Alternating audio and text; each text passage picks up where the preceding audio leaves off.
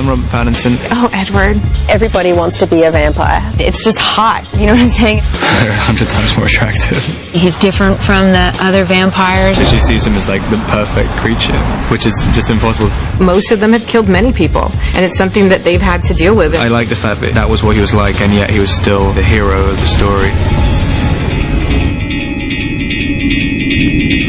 Ready? And action! We had a lot of challenges because we have a big cast of characters, but they're all very specifically described in the book. So people know what every single character is supposed to look like. And the most challenging one, of course, Edward.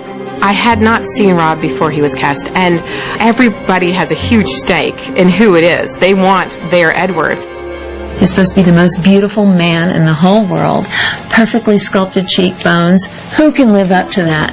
Well, actually, Rob Pattinson can. Strangely enough, that guy is one of the most beautiful men in the world, and such an interesting soul inside, you know. You know, and a lot of guys are pretty, but they're not dangerous, and other guys are dangerous, but they're not pretty enough. And when they started talking about Rob, I was like, okay, well, he really seems like he's going to be able to do that. He's got both sides. When you first read the script, your initial reaction is, this is impossible to play. I mean, it's completely and utterly impossible. She sees him as like the perfect creature, and so I mean, it's kind of like, all right, so he's perfect. Okay, I've got to play perfect. Then I did the audition, and what people kind of said about why my audition was apparently good was because it was a lot more pained. So I kind of built on the fact that he's extremely tortured by various different things. It's really important that he's constantly fighting this thirst for her blood, and it's this internal struggle that's going on constantly. And so that really informed the character a lot as I was writing it. Edward obviously didn't want to become a vampire. He was turned into a vampire when he was unconscious and woke up in this sort of purgatory state which he doesn't appreciate, and someone who you don't know has just put you in a situation which is very difficult to understand. I mean, if someone just gives you eternal life when you've already accepted that you're dead, and also that you have to kill people, you're always going to have to live with that. And also you have an infinite memory because you're a vampire as well, so he's always going to be racked with guilt. When it comes to the big fight between the bad and the good, I mean, he's essentially fighting the bad side of himself.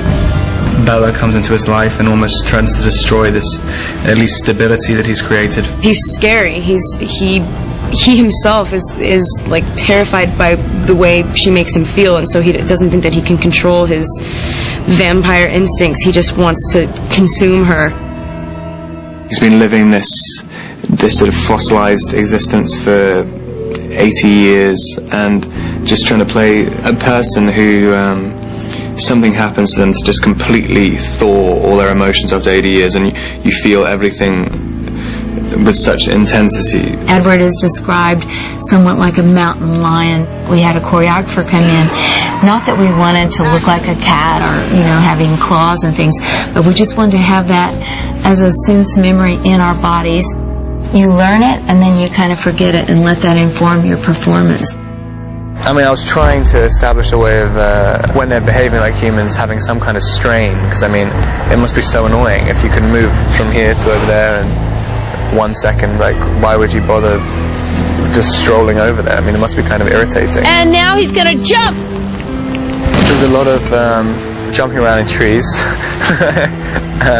Edward seems to have a affinity with trees.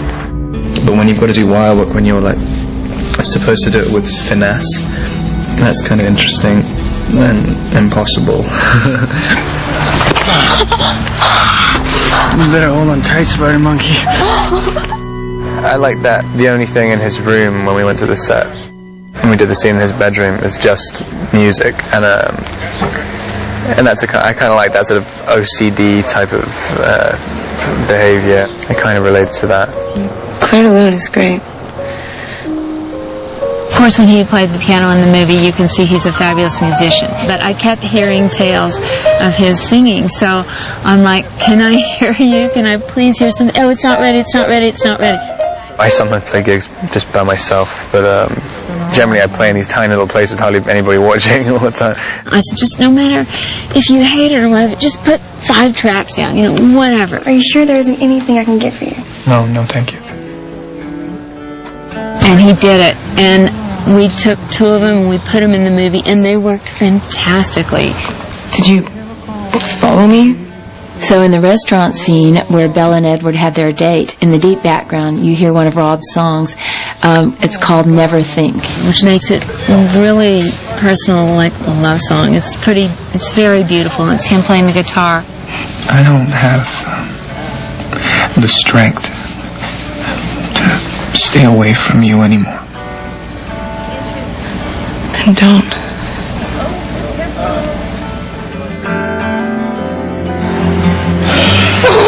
Try to suck the venom out.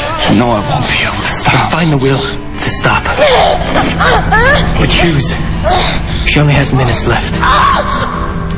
Everybody was kind of shocked when they said, I want to put this song called Let Me Sign in the Bella's death scene in the ballet studio where she's dying, you know, from the venom and from the blood. I didn't know where they were going to put it. Like Catherine said, I put it in an unusual spot. And I thought it was going to be on the end credits, so I thought, well, you can put anything on the end credits, I mean, that's fine. But it kind of, just the mood of the song really fits the mood of the scene. And it's kind of like you don't expect it to hear a song, and you just hear a song of such deep anguish and pain that it's so powerful and so emotional that it's beautiful. I'll wrap you in my arms and let me sign. A lot of guys get a lot of tips from the way Edward acts with girls. He knows how to charm the ladies. He's creative and crazy and fun and drives fast cars, but he will go down to the wire to save his woman. He just has nothing else, and so everything is dedicated towards this girl, everything in his life. And so I kind of built on that.